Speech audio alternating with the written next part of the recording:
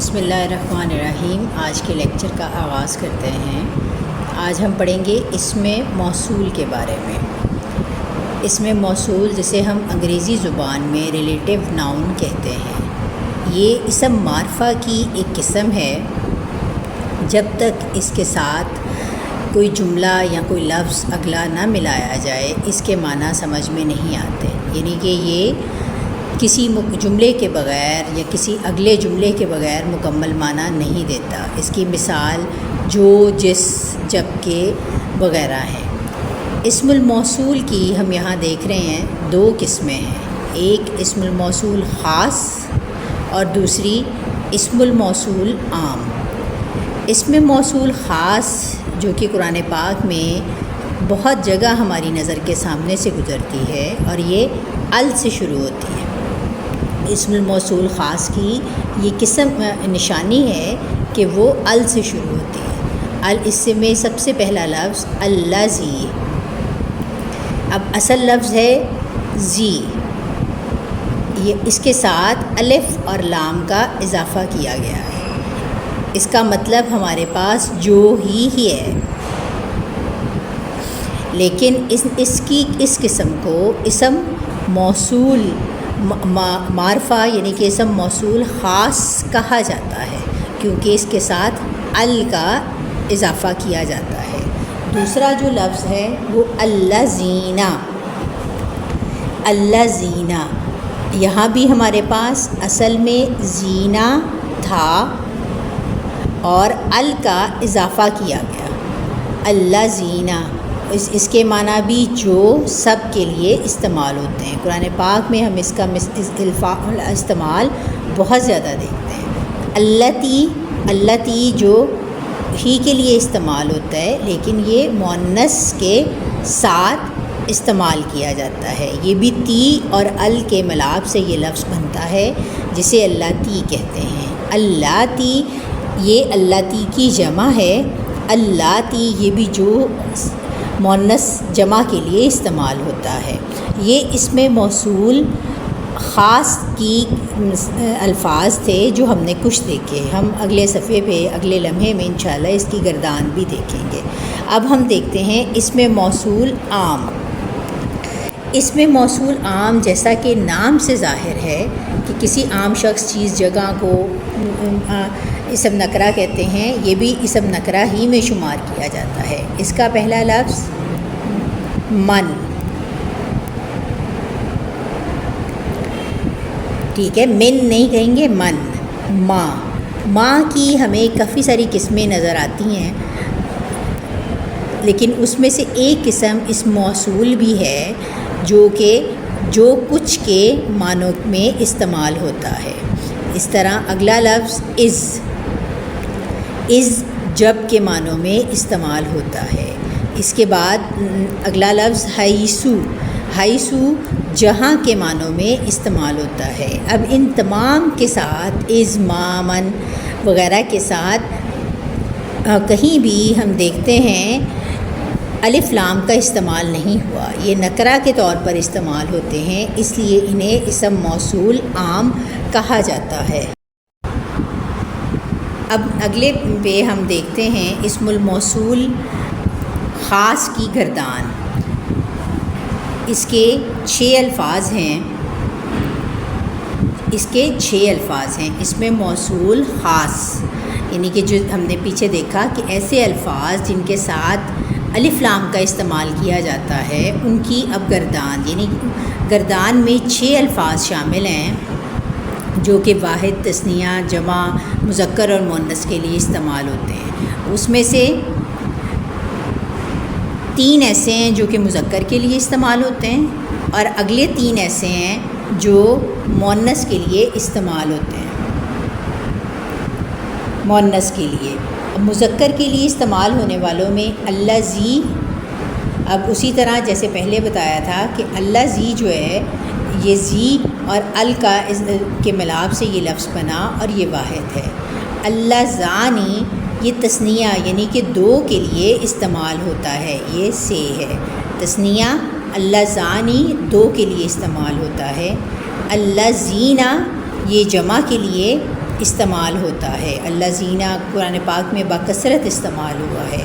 یہ مذکر کے 3 صیغے الذی، اللذانی، الذین، اسی طرح مؤنث کے بھی 3 صیغے ہیں، اللتی، اللتانی اور اللاتی۔ اللاتی بھی مؤنث کے لیے استعمال ہوتا ہے، اللتانی مؤنث تثنیہ کے لیے استعمال ہوتا ہے، اور اللاتی جمع مؤنث کے لیے استعمال ہوتا ہے۔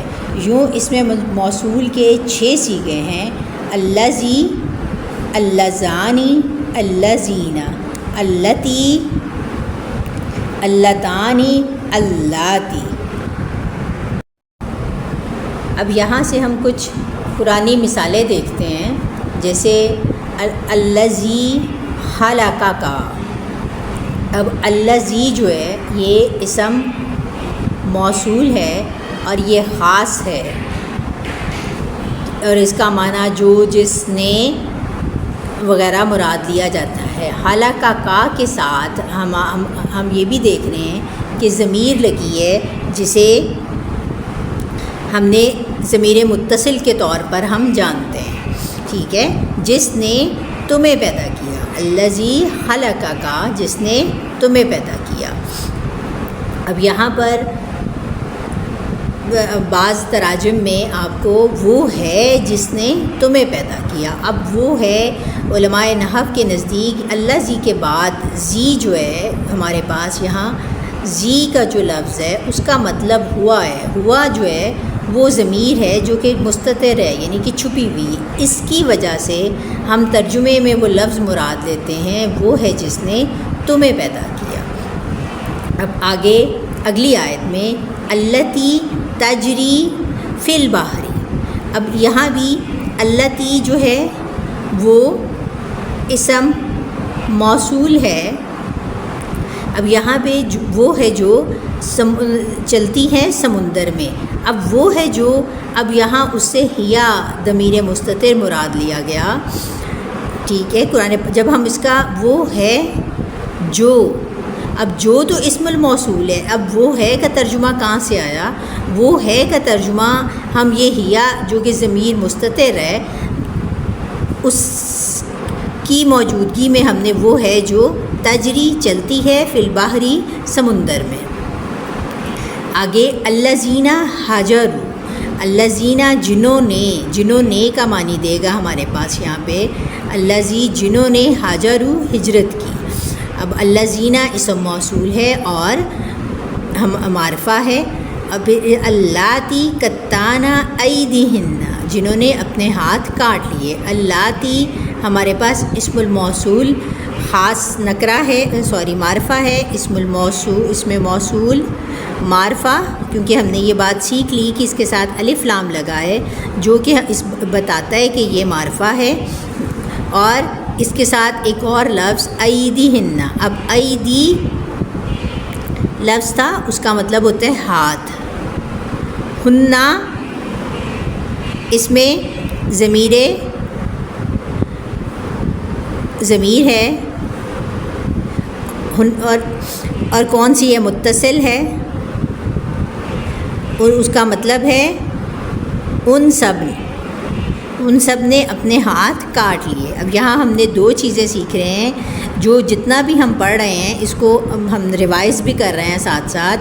اللاتی میں اللہ اسم موصول معرفہ ہے، ایدیہن میں ایدی کا مطلب ہاتھ ہے اور یہ اسم ہے، اور اسم کے ساتھ ضمیر لگی ہوئی ہے، ضمیر متصل یعنی کہ پروناؤن، ہننا ان سب کے ہاتھ۔ اگلا ہم پڑھیں گے اسم موصول عام کی قرآنی مثالیں۔ حیثو ما کنتم، حیثو جہاں بھی تم ہو، اب یہاں حیثو جو ہے وہ اسم موصول عام ہے، نکرہ بھی اس کو ہم کہہ سکتے ہیں، ٹھیک ہے، کیونکہ اس کے ساتھ کوئی الف لام کا اضافہ نہیں ہوا۔ ہم نے پیچھے پڑھا تھا کہ اسم موصول عام کے کچھ الفاظ ہیں جس میں من، ما، حیثو وغیرہ، از اور حیثو وغیرہ ہیں۔